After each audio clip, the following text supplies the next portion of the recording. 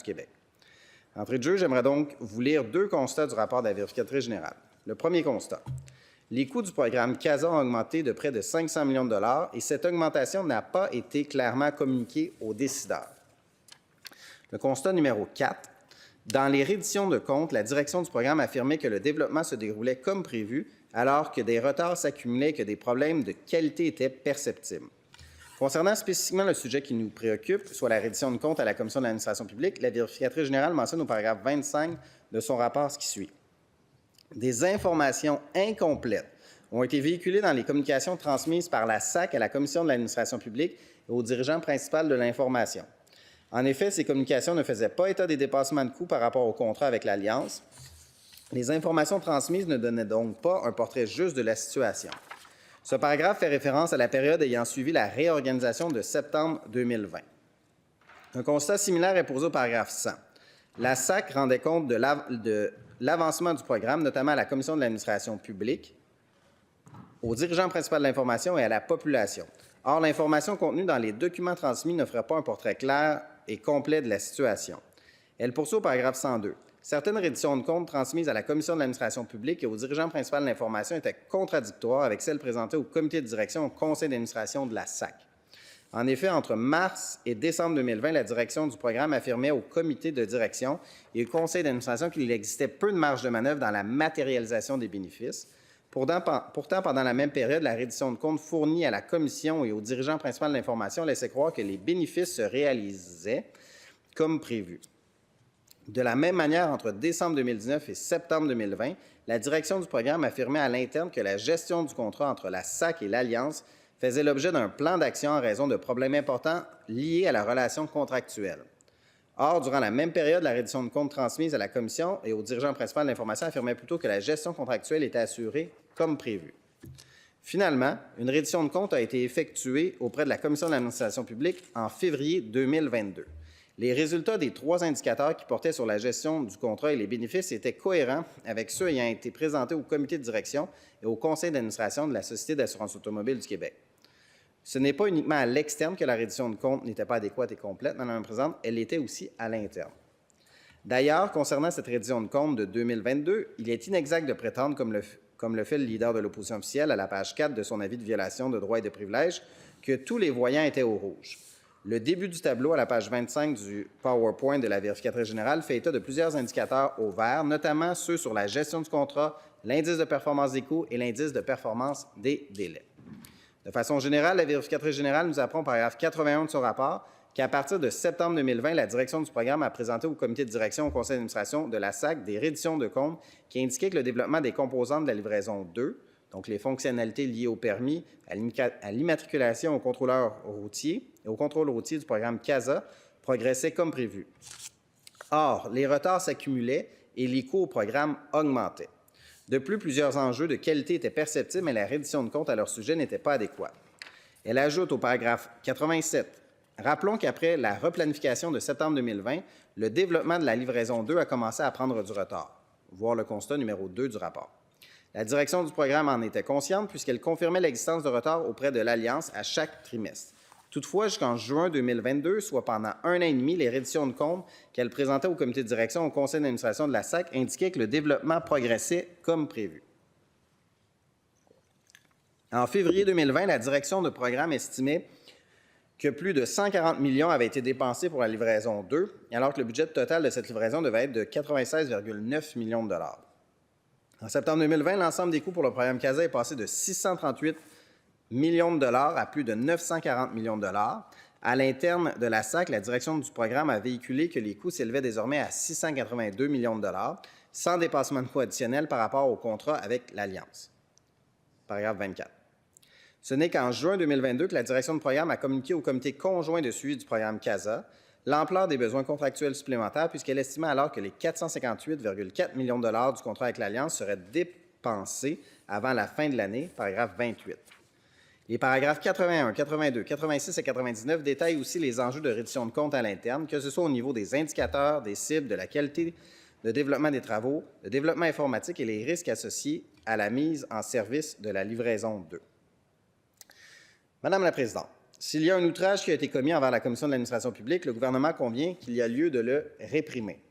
Toutefois, il faut résister à la tentation de faire une partie de pêche et de se substituer à d'autres instances qui ont le mandat de faire enquête sur toutes les allégations concernant SACLIC.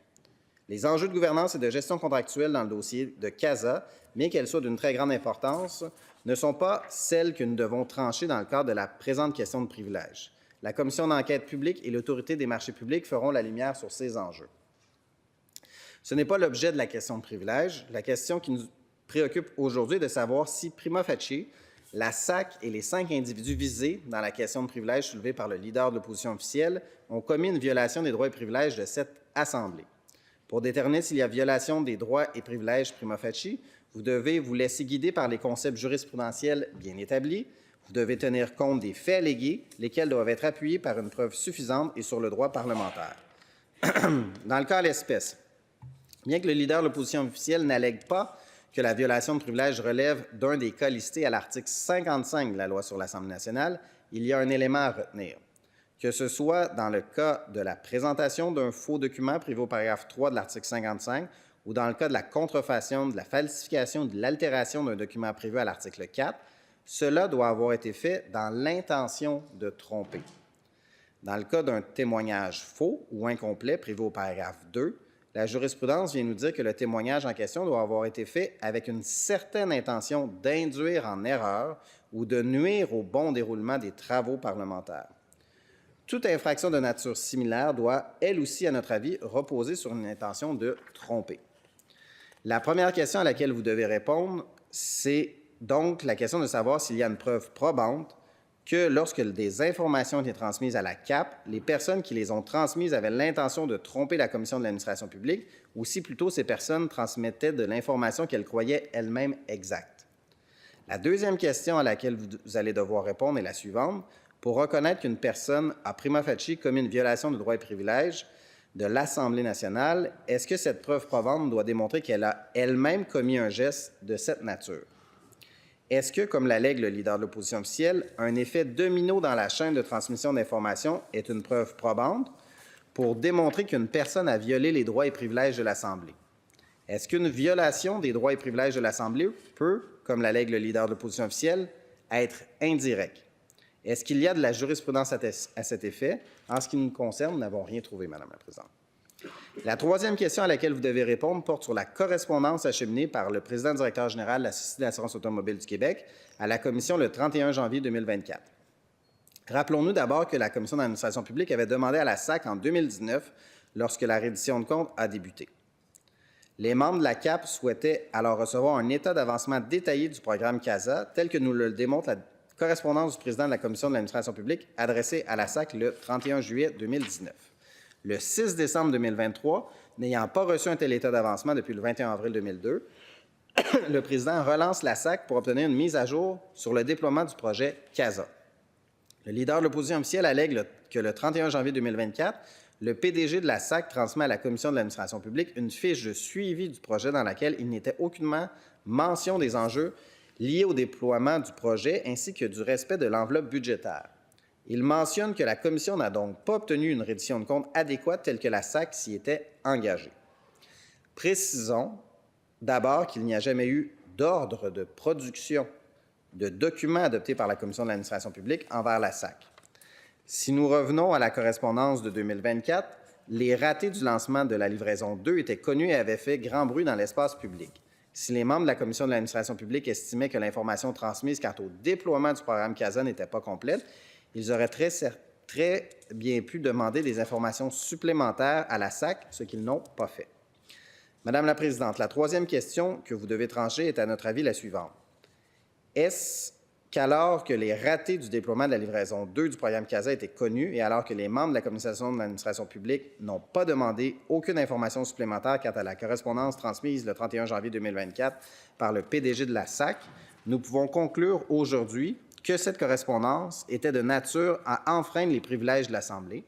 Est-ce qu'il y a une preuve probante que cette correspondance visait intentionnellement à nuire, visait intentionnellement à induire les parlementaires en erreur? En conclusion, Madame la Présidente, le privilège parlementaire tel que nous le connaissons donne à cette Assemblée des droits qui dépassent ceux dont sont investis d'autres organismes ou particuliers.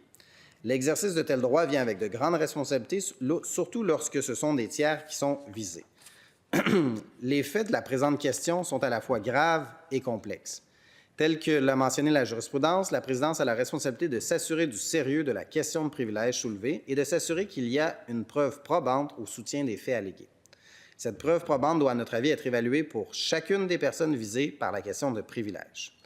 Madame la Présidente, j'ai confiance que vous saurez vous appuyer sur ces principes lorsque viendra le temps de rendre votre décision, qui, j'en suis persuadé, sera équilibrée et respectueuse de tous. Je vous remercie.